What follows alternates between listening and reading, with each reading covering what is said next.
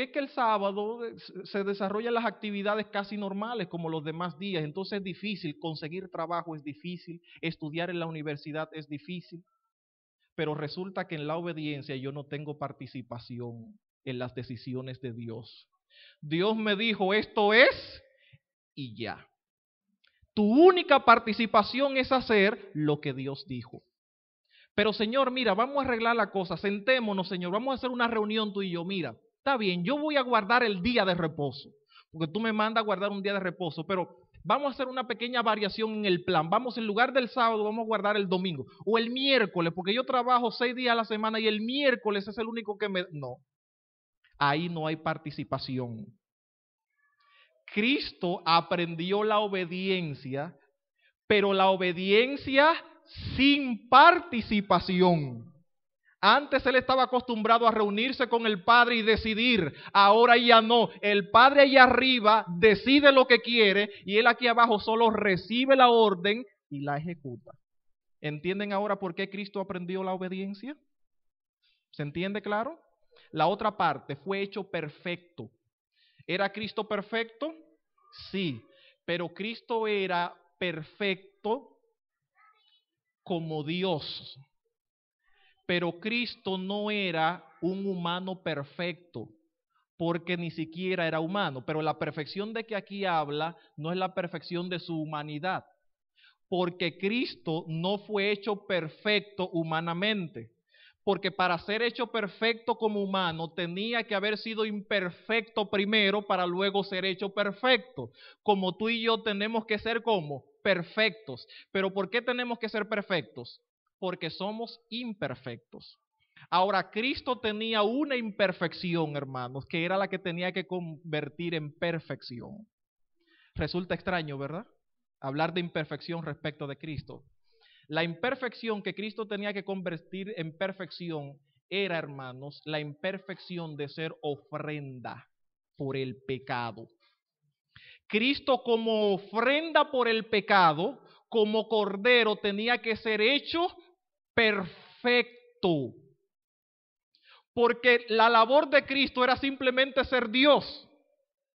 Pero al venir a ser humano tenía entonces que ser un animal que se ofrece por el pecado de una persona, que era el símbolo. Entonces Cristo tenía que como ofrenda hacerse a sí mismo perfecto o perfeccionarse. ¿Cómo lo hizo? Conociendo las debilidades del ser humano, relacionándose con ellas. Y no solo relacionándose con ellas, porque desde antes de ser humano lo hacía, pero sintiendo, hermanos, lo que el pecador siente cuando es tentado. ¿Me doy a entender? Sintiendo a veces el deseo de pecar y no hacerlo. ¿Cristo sintió el deseo de pecar? Sí, no como nosotros tal vez, que somos malos, pero sí se vio tentado. ¿No dice la Biblia que Satanás lo tentó? Dice la Biblia que al final de 40 días sintió hambre y entonces le dijo Satanás, convierte esta piedra en pan. Si sintió hambre, ¿no sentía el deseo entonces de hacer eso, de comer? Entonces sintió el deseo de hacer algo que en su caso era pecado si lo hacía. Entonces Cristo tenía que relacionarse con esto para hacer una ofrenda perfecta. En ese sentido, Cristo fue hecho perfecto, porque Cristo era perfecto como Dios, pero allá en el cielo como Dios, Él no estaba expuesto a la tentación ni al deseo de hacer lo opuesto a la voluntad de Dios. ¿Se entiende esta parte? Ahora vámonos al punto en cuestión. Esto fue solamente a manera de anuncio, hermanos. Esto fue solo a manera de anuncio. Vamos a ver ahora algo interesante. Ahí mismo en Hebreos, pero en el capítulo 6, dice algo que puede ser motivador para algunos, pero desalentador para muchos otros. En el capítulo 6 se encuentran unos versículos que han traído mucho pesar a mucha gente que ha leído y no ha comprendido. Pero oigan lo que dice aquí. Hebreos capítulo 6, versículo 4 hasta el 6. ¿Quién de ustedes me ayuda a leer, por favor? Hebreos capítulo 6, versículos 4 hasta el 6. ¿Qué dice el texto allí? ¿Es cómo? Es imposible. Wow. ¿Qué cosa es imposible? Está bien, quédate de pie. ¿Qué cosa es imposible? Lo que no es posible. Exacto. Algo que no se puede. Muy bien, está bien. Continúa.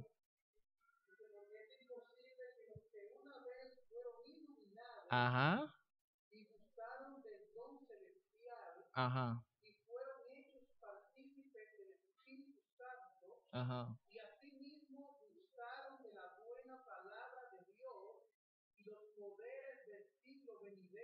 Ajá.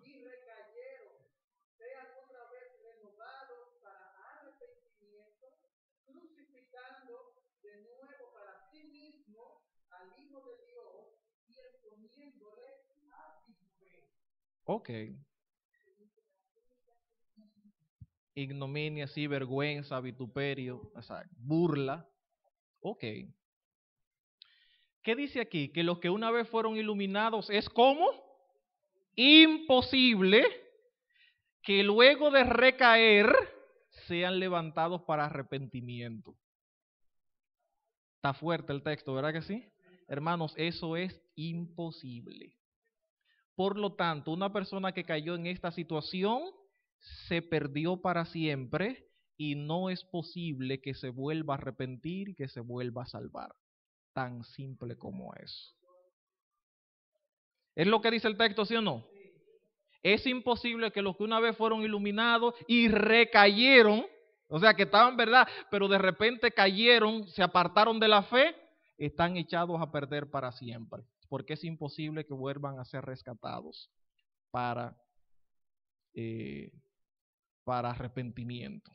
Porque si lo hacen, entonces estarían exponiendo de nuevo al maestro, porque ya no te limpió, ya te limpió.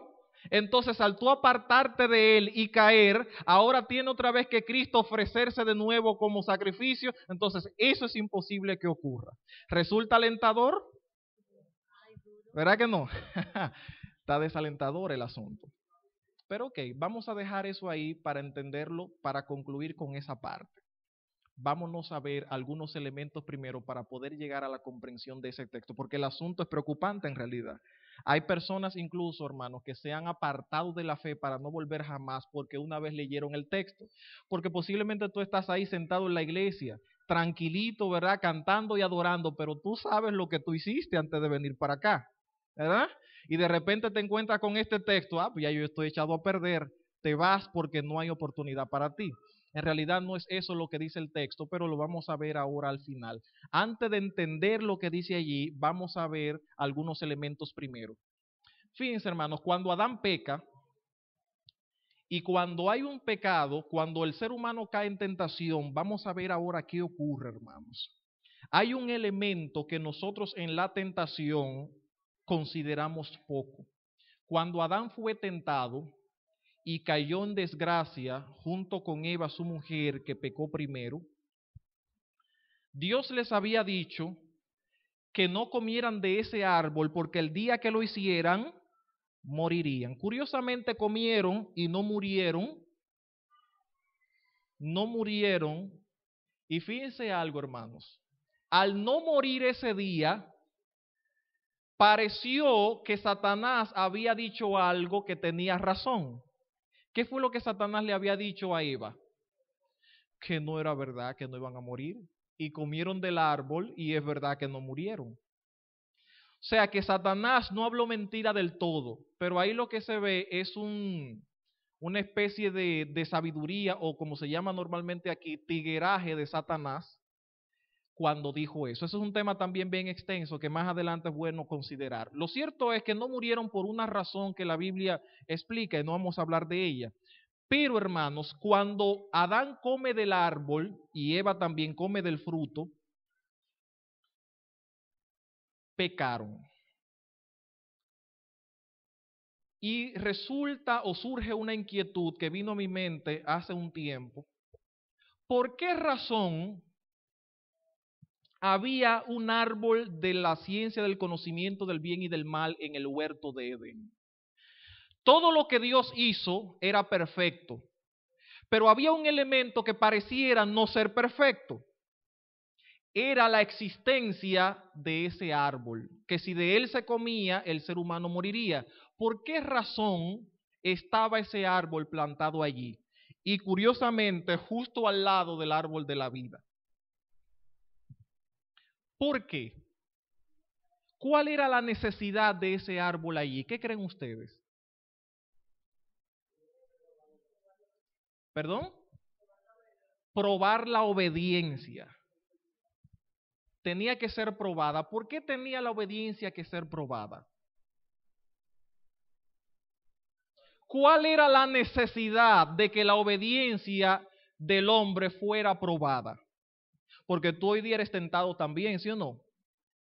Y entonces, según dice el hermano, tú eres tentado para que tu obediencia sea probada. ¿Cuál es la necesidad de esto? ¿Quién tiene necesidad de eso? De que tu obediencia sea aprobada. Se le dio el libre albedrío, ¿ok? Pero ¿cuál es la necesidad? Porque el libre albedrío no me responde la inquietud. ¿Cuál era la necesidad de probar la obediencia? ¿Cuál era la necesidad? ¿Quién tenía necesidad de que tu obediencia fuera aprobada? Dios, uno mismo, Satanás, interesante. Exactamente, exactamente.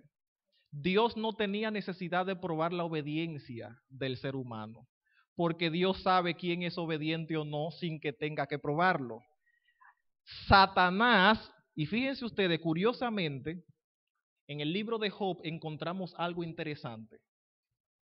En el libro de Job, capítulo 1, vamos a ver lo que dice el texto allí. Libro de Job, capítulo 1. Voy a leer el versículo 6. El texto dice allí: hubo un día cuando los hijos de Dios vinieron a presentarse delante del Señor y Satanás vino también entre ellos. Job 1:6. Y el Señor dijo a Satanás: ¿de dónde vienes? Entonces Satanás respondió al Señor y dijo: de recorrer la tierra y de andar por ella. Y el Señor dijo a Satanás: ¿te has fijado en mi siervo Job? Porque no hay ninguno como él sobre la tierra, hombre intachable y recto, temeroso de Dios y apartado del mal. Respondió Satanás al Señor: ¿acaso teme Job a Dios de balde? ¿No has hecho tú una valla alrededor de él, de su casa y de todo lo que tiene por todos lados? Has bendecido el trabajo de sus manos y sus posesiones han aumentado en la tierra. Pero extiende ahora mismo y toca todo lo que tiene. Verás si no te maldice en tu misma cara. Entonces el Señor dijo a Satanás: he aquí todo lo que tiene está en tu poder, pero no extiendas tu mano sobre él. Y Satanás salió de la presencia de Dios. Y ya ustedes saben las desgracias que le causó a Job. Dios, hermanos, cuando ve a sus hijos que son obedientes, lo único que Dios hace es sentirse orgulloso de ellos. No sé si me doy a entender. Esa es la única actitud de Dios, sentirse orgulloso de ti porque tú eres un hijo obediente. Cuando tú haces las cosas bien, Dios allá en el cielo no deja de hablar de ti. ¿Se han fijado? Mira, tú ves que yo tengo uno. Dicen que la tierra está perdida, que los seres humanos no valen un chele, que la sociedad está echada a perder. Pero mira ese, ¿te están dando cuenta? Ven.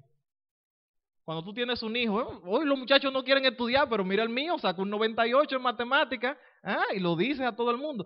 Te sientes